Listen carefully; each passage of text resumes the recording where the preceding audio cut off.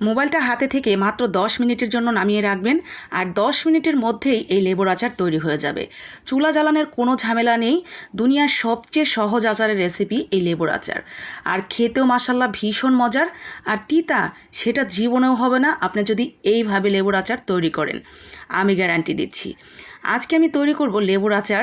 আমার গাছে প্রচুর লেবু ধরেছে, তো এখান থেকে অনেকগুলো লেবু বাড়তি হয়ে গেছে। এখন যেহেতু লেবুগুলো আমি ছিঁড়ে না নিই তাহলে কিন্তু লেবুগুলো নষ্ট হয়ে যাবে, দেখা যাবে অতিরিক্ত বাড়তি হয়ে গাছ থেকে ঝরে পড়ে যাবে। তাই ভাবলাম আজকে যেগুলো অনেকটা বাড়তি হয়ে গেছে সেগুলো দিয়ে লেবুর আচার তৈরি করে ফেলি।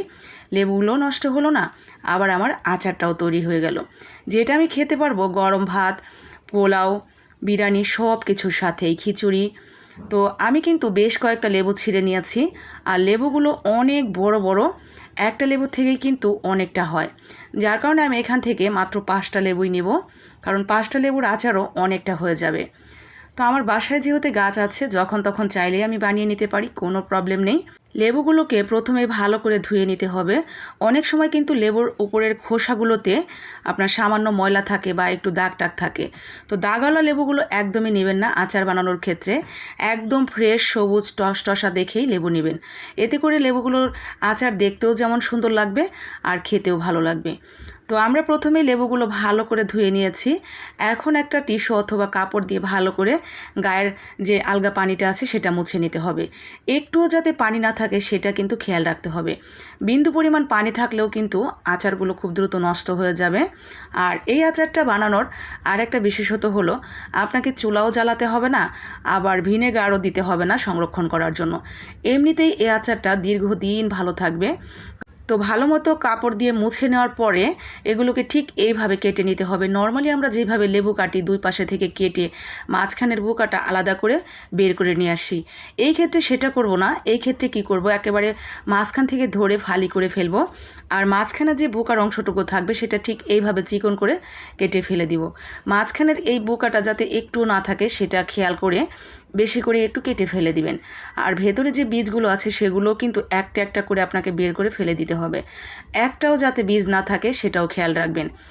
আমার লেবুগুলো যেহেতু সাইজে একটু বড়, আমি একটা খণ্ড থেকে 3 টুকরা করে বের করেছি। যদি ছোট সাইজের হয় তাহলে 2 টুকরা করে নেবেন। মানে খুব বেশি বড় বড় করে টুকরা না করাই ভালো। একটু ছোট ছোট করে টুকরো টুকরো করে ঠিক এইভাবে আমি কেটে নিয়েছি সবগুলোই। তো সবগুলো আমার কাটা হয়ে গেছে। আর লেবুগুলোতে মাশাআল্লাহ এত রস ছিল। তো চলেন যাই দেখি এখন কিভাবে তৈরি করব, চুলা না জ্বালিয়ে, ভিনেগার না দিয়ে। প্রথমেই লেবুগুলোর উপরে দিয়ে দিলাম হলুদের গুঁড়া, মরিচের গুঁড়া, সাথে ধনিয়ার গুঁড়া, আর দিয়ে দিলাম নর্মাল লবণ, বিট লবণ। সাথে দিয়ে দিচ্ছি খুবই অল্প পরিমাণে একটু টেস্টিং সল্ট। এটা আপনার রুচির উপর নির্ভর করে, তবে দিলে ভালো লাগবে খেতে। আর সাথে দিয়ে দিলাম ভাজা জিরার গুঁড়া, অল্প একটু আপনার কি বলে ওটা, 5 ফোড়নের গুঁড়া আর টালা মরিচের গুঁড়া। তো সব কিছু দিয়ে ভালো করে এভাবে এখন হাত দিয়ে মেখে নিতে হবে। আর খুব বেশি না, আমি এখানে যেহেতু মাত্র 5টা লেবু নিয়েছি, ওই 4-5 টুকরা লেবুর রস আমি এইভাবে বের করে দিব। অতিরিক্ত লেবুর রস যদি এইভাবে বের করে দেন সেই ক্ষেত্রেও কিন্তু লেবুর আচার তিতা হয়ে যাওয়ার সম্ভাবনা থাকবে। অতএব এটা খেয়াল রাখবেন যে আপনি কী পরিমাণ আচার তৈরি করছেন এবং কতটুকু লেবুর রস সেখানে ব্যবহার করবেন। আমার এখানে 5টা লেবুর জন্য আমি ধরেন ওই 2 চামচের মতো হবে এতটুকু রস বের করেছি। মানে 4টা কি 5টার মতো হবে এরকম কোয়া নিয়ে আমি রস একটু হালকা করে রসটা বের করে দিয়েছি। সামান্য একটু সরিষার তেল দিয়ে আমি মেখে নিয়ে এখন আগে থেকে একটু খেয়ে দেখব যে মশলা টশলা লবণ টবণ সব কিছু ঠিকঠাক আছে কি না। আর আমি তো নিজেকে ধরেই রাখতে পারছিলাম না, আমার মানে এত বেশি মুখ ভর্তি পানি চলে আসছিল এটা মাখানো দেখেই। ইভেন এখনও যখন আমি ভয়েস ওভার করছি আমার সেম অবস্থা, আমি কথাই বলতে পারছিলাম না। এটা আবার মাখানো দেখে আমার খেতে ইচ্ছে করছিল। এত ভালো ছিল খেতে মাশাল্লাহ। এটা আপনি বানানোর সময় খেয়েই বুঝতে পারবেন যে এটা আসলেই কতটা মজার লাগে খেতে। তো এখন শুধু আপনি প্লাস্টিকের জার অথবা কাচের জার যেখানে রাখতে চান শুকনো করে তারপরে সেখানে দিয়ে দিবেন। আর একদম ভর্তি করে সরিষার তেল দিয়ে দিতে হবে। সরিষার তেলটা এমনভাবে দিতে হবে যাতে লেবুগুলো ডুবে থাকে। আর এই আচারটা বানানোর পর যত দিন যাবে তত কিন্তু আচারটা মজতে থাকবে তেলের মধ্যে থাকার ফলে, আর লেবুগুলো নিচের দিকে চলে যাবে, তেলটাও পরে ভেসে আসবে।